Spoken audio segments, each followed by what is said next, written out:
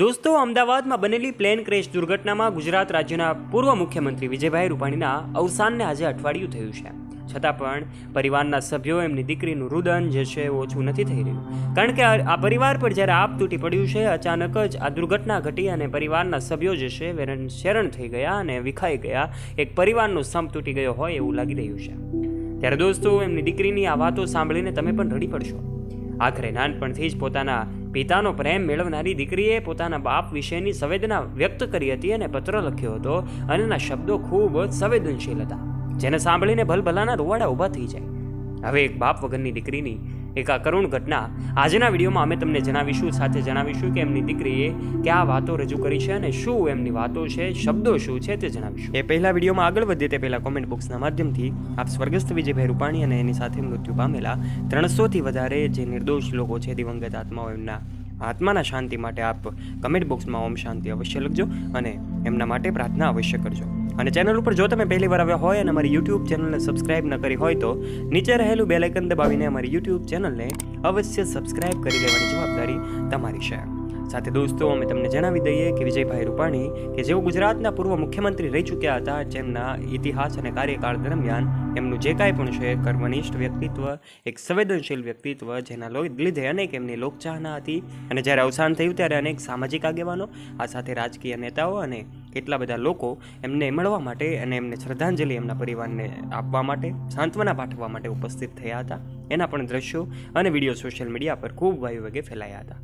જેમાં વિજય રૂપાણીનો દીકરો જે અમેરિકામાં રહીને અભ્યાસ કરી રહ્યો હતો, દીકરો વૃષભ રૂપાણી, જેને એમના પિતાના અવસાનની જાણ થતાની સાથે જ તે અમેરિકાથી આવવા માટે રવાના થયો હતો, તો દીકરી લંડનમાં રહીને અભ્યાસ કરી રહી હતી. આ લંડનમાં રહેલી દીકરી પણ એમના પિતાના અવસાનની જાણ થતાં પહોંચી જાય છે. છેલ્લો વિડીયો વિજયભાઈ રૂપાણીનો આ સોશિયલ મીડિયા પર ખૂબ ફેલાયો હતો અને ત્યારબાદ જે કાંઈ પણ છે એમની દીકરીની વેદના સામે આવી છે.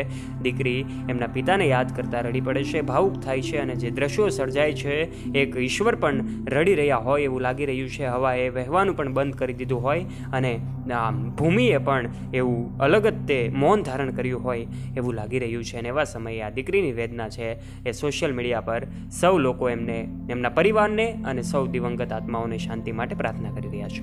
ત્યારે આ સમગ્ર ઘટનાના વિડીયોઝ અને ફોટોઝ તો તમે જોયા હશે, પરંતુ તમને જાણીને નવાઈ લાગશે કે આખરે વિજયભાઈ રૂપાણીના ધર્મપત્ની એટલે કે અંજલિબેન રૂપાણીએ પણ ખૂબ મજબૂત મનોબળ રાખ્યું છે અને જે કાંઈ બીજા 300થી વધારે લોકો અવસાન પામ્યા છે એમને પણ શ્રદ્ધાંજલિ અર્પણ કરી છે અને સ્વર્ગસ્થ વિજયભાઈ રૂપાણીને પણ શ્રદ્ધાંજલિ અર્પણ કરી છે.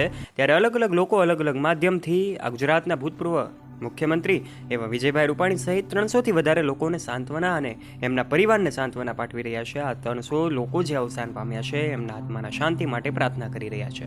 ત્યારે 300થી વધારે જે નિર્દોષ લોકોના મોત થયા એમાં ભારતના ગુજરાત રાજ્યના પૂર્વ સીએમ વિજયભાઈ રૂપાણી પણ સામેલ હતા.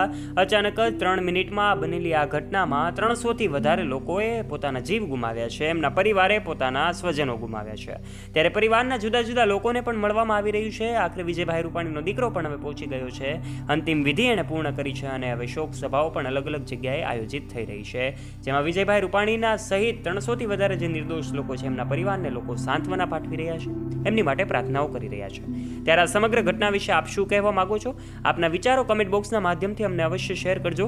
અને જો દોસ્તો, તમને આજની આ માહિતી પસંદ આવી હોય તો વિડીયોને લાઇક કરજો, તમારા દરેક ગ્રુપમાં તમારા ફ્રેન્ડ્સ સાથે આ વિડીયોને શેર કરવાનું ના ભૂલતા અને કમેન્ટ બોક્સના માધ્યમથી આપ આ સૌ દિવંગત આત્માઓના શાંતિ માટે પ્રાર્થના અવશ્ય કરજો, ઓમ શાંતિ અવશ્ય લખજો. અને ચેનલ ઉપર પહેલી વાર આવ્યા હોય તો બેલ આઇકન દબાવીને સબસ્ક્રાઇબ કરજો અમારી યુટ્યુબ ચેનલને. ધન્યવાદ.